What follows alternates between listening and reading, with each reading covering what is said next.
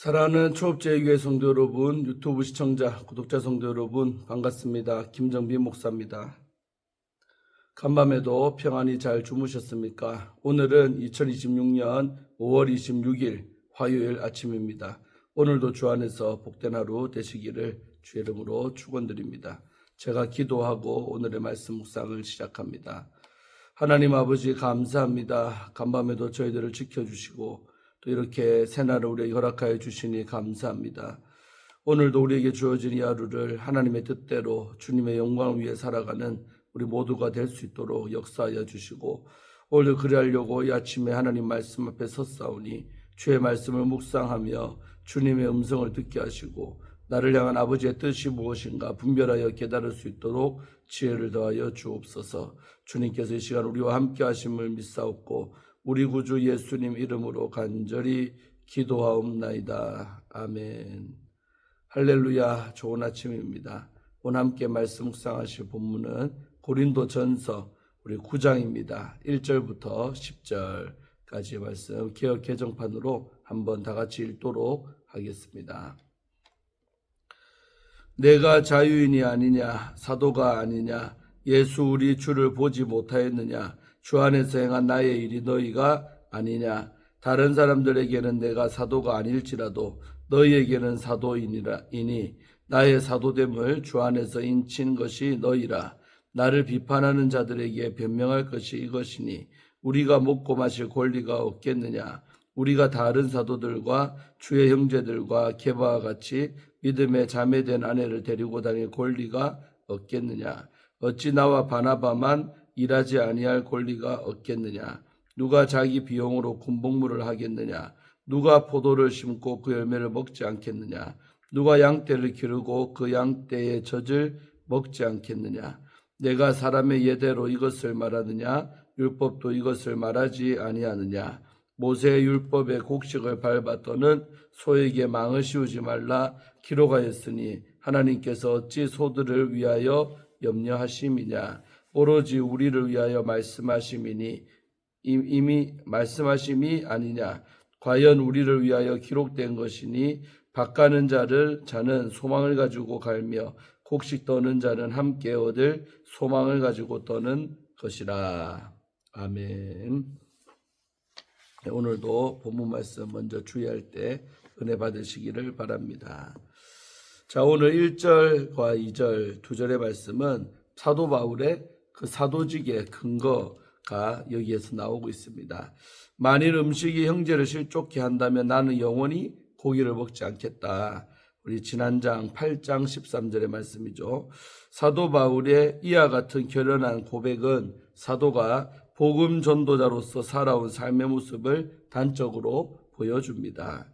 사도는 형제를 위해 자기 삶의 모든 것을 지속적으로 희생한 복음 전도자입니다. 사도의 이와 같은 행적은 보통 교회의 사역자들이 보이는 전도의 삶을 뛰어넘는 특별한 그런 삶이었습니다.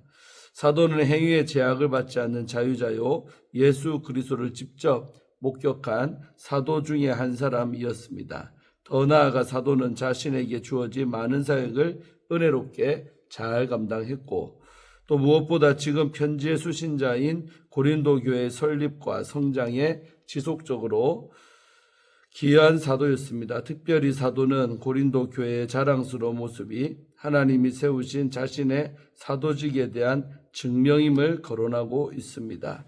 많은 사람이 바울을 대적하며 그의 사도직을 의심하고 비난했지만 사도는 이 편지를 전해받은 고린도 교회 성도들을 증인으로 자신의 진정한 사도직을 변호하고 있습니다. 자, 다음 3절 한 절 말씀은 사도권의 변명이 나옵니다.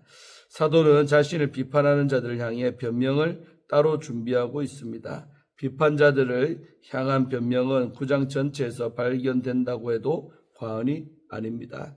반대자들에게 대한 사도의 변증은 역설적입니다. 사도는 자신이 진정한 하나님의 사도로서 누릴 수 있는 사도적 권리를 희생하고 포기한 행위로 자신의 사도직을 변증하고 있습니다. 즉 사도직을 누리는 것이 아니라 그 사도직의 권리를 포기하는 데서 사도직의 진정성을 찾고 있습니다.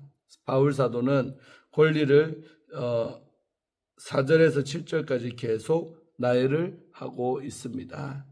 자, 4절에서 6절 말씀은 희생하고 포기한 사도의 권리가 구체적으로 어떤 것인가 나오고 있습니다. 먼저 사도는 먹고 마실 권리를 말하고 있습니다. 우리가 먹고 마실 권리가 없겠느냐? 4절이죠. 사도는 복음 전도자로서 교회에 먹을 것과 마실 것을 요청할 권리가 있었습니다. 그러나 사도는 그 기본 권리를 포기를 했습니다. 이어서 사도는 전도사에게서 믿음에 자매된 아내를 데리고 다닐 권리도 언급을 하고 있습니다. 아내를 복음 전도사에게 데리고 다니는 일은 다른 여러 사도와 유명한 베드로 사도도 행한 일반적인 전도사역의 모습이었습니다. 그러나 사도는 이와 같은 당연한 권리를 행사하지를 않았습니다. 여기서 사도는 함께 그 권리를 사용하지 않은 우리를 거론하고 있습니다. 5절 말씀이죠. 사도는 이 우리 안에 복음 선교에 함께하고 있는 신실한 동역자 바나바를 언급을 하며 일하지 아니할 권리도 추구하고 있습니다. 사도 바울은 이렇게 자신의 권리를 교회 공동체를 세우기 위해 포기를 했습니다. 여기에서 더 구체적으로 언급되지 않았지만 사도가 자신에게 당연하게 주어진 다른 많은 자유와 권리도 포기했음이 자연스럽게 짐작이 됩니다. 7절 우리 말씀은 사회 법칙에 맞지 않는 또 권리에 포기했던 것이 나옵니다.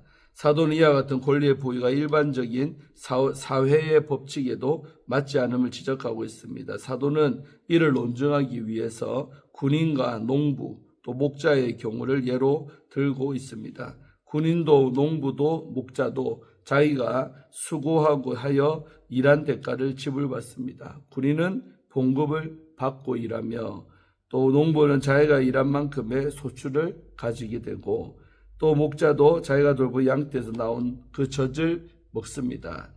그러나 사도는 자비랑으로 일하면서 자기가 일한 공동체에서에게 그 사역에 상응하는 대가를 요구하지를 않았습니다.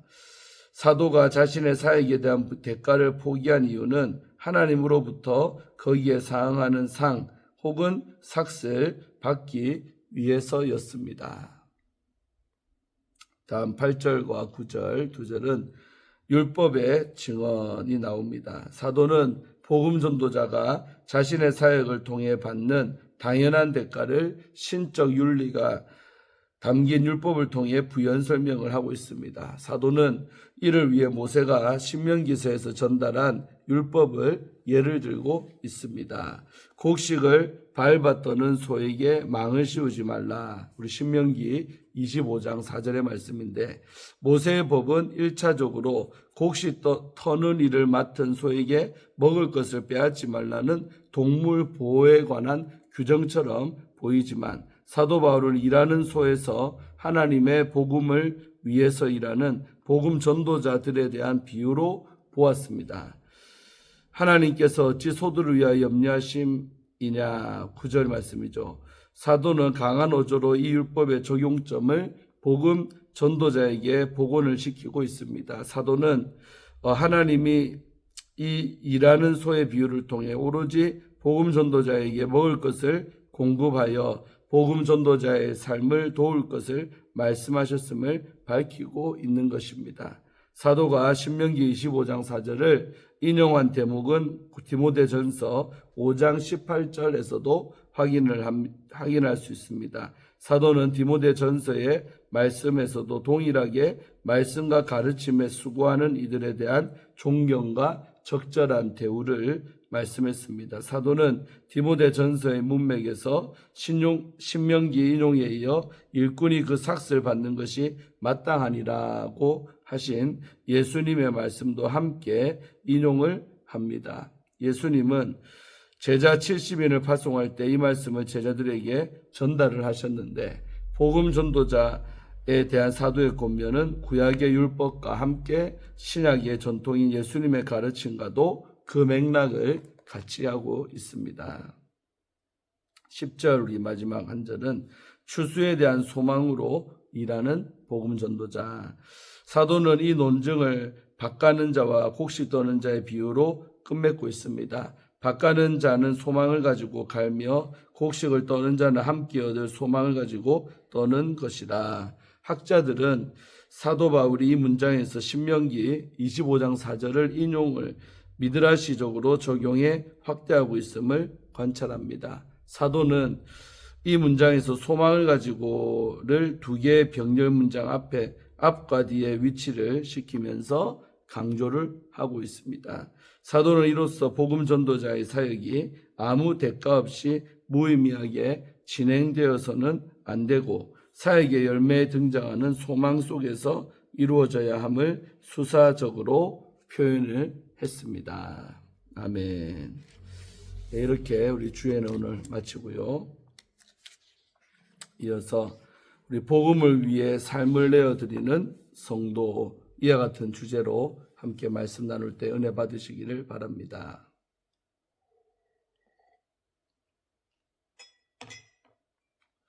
오늘 본문에서 바울은 성도의 자유에 대해 더 자세히 나눕니다. 성도의 자유는 하고 싶은 대로 하는 행위가 아니라 복음과 이웃 사랑을 위해 자신을 기꺼이 내어주는 태도입니다. 오늘 말씀은 성도가 삶의 자리에서 어떤 모습으로 살아야 하는지 가르쳐 줍니다. 복음의 일꾼으로 부름받은 우리는 어떤 믿음으로 서야 할까요? 먼저 우리는 사명의 정당성을 분명하게 드러내야 합니다. 1절에서 바울은 자신이 자유인이며 사도이고 주 예수 그리스도를 보았다라고 말하며 사도로서 정체성을 분명히 밝히고 있습니다. 바울의 자유는 세상 기준의 자유가 아니라 그리스도께 속한 자유입니다. 그래서 그 자유는 자기의 뜻대로 사는 권리가 아니라 주님의 부르심에 응답해 사명을 감당하는 모습으로 나타납니다. 또한 바울은 고린도 성도들이 주 안에서 자신이 사역한 열매라고 말하며 이 고린도 교회 자체가 자신의 사도직을 증명하는 인장임을 상기를 시킵니다. 이처럼 바울은 직함이 아닌 복음사역의 진정성과 하나님이 주신 부르심을 확증을 했습니다. 사랑하는 성도 여러분, 우리 역시 주님이 세우신 자리 위에 서서 우리에게 맡기신 사명을 끝까지 붙들어야 합니다. 어떤 오해와 비방에도 흔들리지 않고 주님을 의지함으로 전도자의 사명을 다하는 성도가 되시기를 기도드립니다. 다음으로 우리는 하나님이 주신 권리를 복음 전파를 위해서 사용해야 합니다. 바울은 먹고 마실 권리, 또 믿는 아내를 데리고 다닐 권리, 또 일하지 않고도 사역을 전념할 권리를 말하며 이런 권리가 정당하다고 말합니다. 사도가 사역을 지속하도록 하나님 허락하신 마땅한 공급이기 때문입니다. 바울은 군사, 농부, 목자 등 일상의 비유로 이 원리를 더 선명히 드러냅니다. 일한 자가 노동의 대가를 받는 것은 상식입니다. 사랑하는 성도 여러분, 이 말씀은 부름받은 성도 모두에게 향합니다. 우리는 자신이 마땅히 누릴 권리를 붙들기 쉽습니다. 그러나 바울은 권리를 주장할 수 있음에도 복음의 걸림돌이 되지 않도록 조심을 했고 또 복음 전파를 위해 자신의 자유를 복음 아래 두었습니다. 우리의 모습은 어떻습니까? 시간과 물질, 선택의 자유를 무엇을 위해 쓰고 있습니까? 내가 주장하는 권리가 공동체의 유익이 되고 있습니까? 아니면 누군가의 믿음을 흔들고 있습니까? 자신의 권리를 복음을 위해 내어드리며 책임있게 사용하는 성도가 되시기를 바랍니다. 성도의 헌신과 내어드림을 통해 깨어진 세상에서 소망 없이 살아가는 잃어버린 영혼들에게 치유와 또 회복의 복음이 전해지기를 소망합니다. 마지막으로 우리는 복음 전파의 사역이 공동체에게 주어진 사명임을 기억해야 합니다. 바울은 자신의 말이 말씀을 가르침에 뿌리를 두고 있음을 밝힙니다. 그는 신명기 25장 4절을 인용합니다. 곡식을 밟아 떠는 소의 입에 망을 씌우지 말라는 말씀입니다. 이는 수고하는 자가 그 열매를 누리도록 하나님의 은혜를 주신다는 의미입니다. 바울은 교회가 복음의 일꾼을 세웠다면 그 일꾼이 사역을 감당할 수 있도록 책임 있게 돌보는 것이 공동체의 질서라고 가르칩니다. 이 질서는 단지 사례만을 의미하지 않습니다. 복음이 전해지도록 기도로 중보하고 마음으로 지지하고 또 시간과 재정, 자원을 나누고 직접 동력의 자리로 나아가는 것까지 포함합니다. 사랑하는 성도 여러분, 복음이 전하는 사역은 공동체가 함께 책임져야 합니다. 하나님의 교회에 복음을 맡기셨다는 믿음으로 각자의 자리에서 복음을 위해 헌신해야 하겠습니다. 사랑하는 초업제교회 성도 여러분, 유튜브 우리 성도님들, 오늘 본문은 복음 전파의 사명을 대하는 성도의 자세를 분명하게 가르쳐 줍니다. 우리는 주님께 부르심을 받은 사명자로서 정체성을 분명하게 하고 또 복음 사역자의 정당한 권리를 인정해야 합니다. 또 말씀의 원리대로 복음 사역을 공동체가 함께 책임져야 합니다. 주님은 권리를 주장하는 사람보다 복음을 위해 기꺼이 자신을 내어놓는 사람을 통해 교회를 세우십니다. 우리도 복음의 유익을 먼저 구하는 교회가 되기를 소망합니다. 아멘.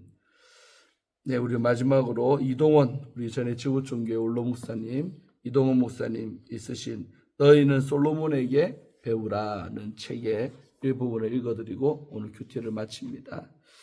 영등포 교회는 원로 목사가 두 분이셨는데 젊은 원로 목사로 김승옥 목사님이, 늙은 원로 방지일 목사님을 늘 모시고 집회에 다니셨습니다. 우리 교회 특별 강사로 방지일 목사님을 초청했을 때 당시 101세 때에도 젊은 원로 목사님을 모시고 오셨습니다. 강단의 의자를 준비하고 앉아서 하시라고 했는데 서서 1시간을 설교를 하셨습니다.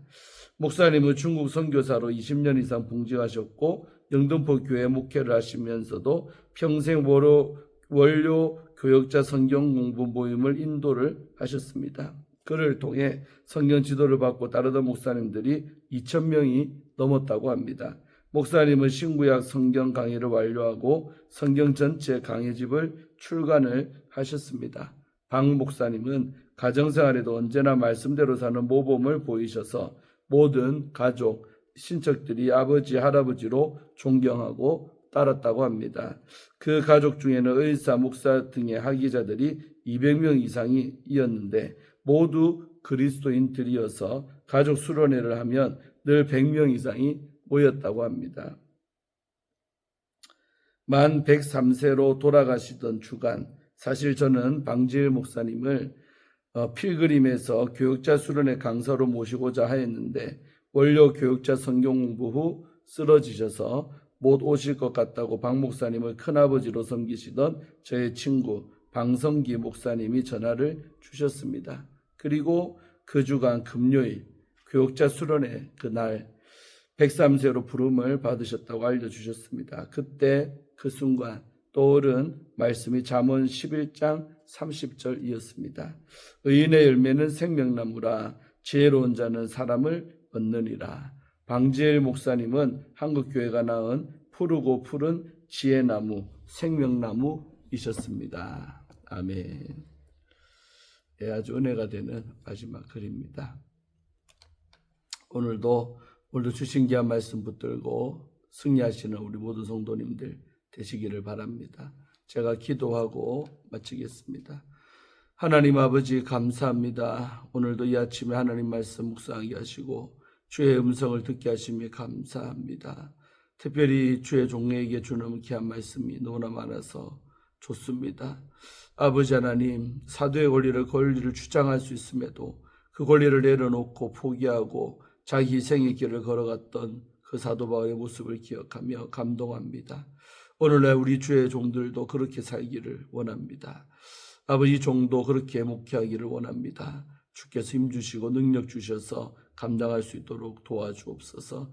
또한 우리 성도들도 그런 마음으로 교회를 잘 섬길 수 있도록 도와주시고 그 과정 속에서 큰 복을 받을 수 있도록 역사하여 주시옵소서. 오늘 이 마지막 이도 목사님의 글에 나오는 방질 목사님의 일화처럼 정말로 훌륭한 목회자의 그늘 아래 그 가족 200명 이상 학위자들이 나오고 다 그리스도인들이 되고 또 가족 수련회에 100명 이상씩 모였다는 참 놀라운 이 간증을 우리가 이 아침에 듣습니다. 하나 우리의 가정들도 이렇게 믿음의 대가 잘 이어져서 후손들이 잘 되고 복받고 이렇게 훌륭한 사람들이 함께 모여서 함께 예배하는 그런 기독교 명문가들이 우리 조업제일교회 안에 나올 수 있도록 도와주시옵소서. 또 이 목회자 저의 가정도 이렇게 되기를 원합니다. 역사하여 주시옵소서. 감사드리옵고 예수님 이름으로 간절히 기도하옵나이다. 아멘. 할렐루야. 오늘도 좋은 화요일 되시기를 바랍니다. 내일 아침에 또 큐티로 함께 만나겠습니다. 샬롬.